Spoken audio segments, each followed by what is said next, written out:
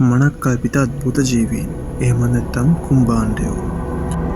ඔබ කවදාරි රෑ කළුවරේ තනියම පාරක යද්දී එකපාරටම පඳුරක් අස්සෙන් එක්කරි අමුතු ජීවියෙක් මතුවෙලා ඔබ බය කරලා අකුණක් ගැහුවාගේ ඒ ෂණේම නොපෙනී ගියපු අත්දැකීමක් ඔබ මුහුණ දීලා තියෙනවද?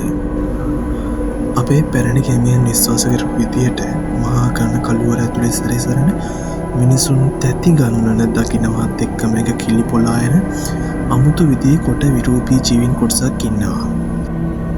කවුද මේ අද්භූත ජීවීන්? ලංකාවේ ජනප්‍රවාද සහ බෞද්ධ සාහිත්‍ය තුලේ කුම්භාණ්ඩය කියලා හඳුන්වන්නේ ඇත්තටම කාටද?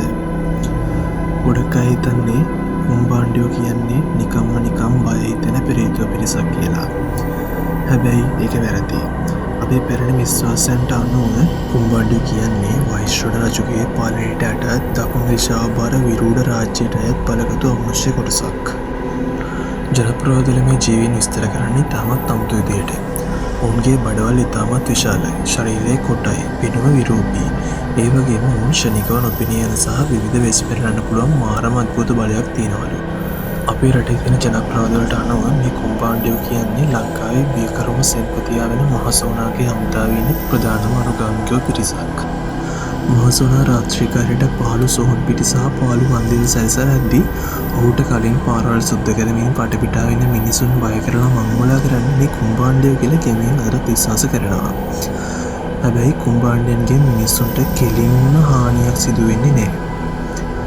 ඔවුන් කරන්නේ මිනිසුන්ව දැක්කම අත්පොඩි ගසමින් විකාර රූප මවින් මහහඬින් hina වෙමින් මිනිසුන් දැඩි ලෙස තැතිගැන්වීමයි. ඒත් නැත්තම් බය කිරීමයි. ඒ වගේම පුරාණ කතාවල කියවෙන විදිහට පොළොව යට සැඟවුණු මහා නිදන් වස්තුන් ආරක්ෂා කරන්නෙත් ඒවාට රැකවලුන් විදිහට ඉන්නෙත් මේ කුම්භාණ්ඩයෝ. කවුරු හරි කෙනෙක් බලහත්කාරයෙන් නිධානයක් ගන්න හදුවොත් කුම්භාණ්ඩයන්ගේ ශාපයට ලක් වෙනවා කියලා මතයක් තියෙනවා.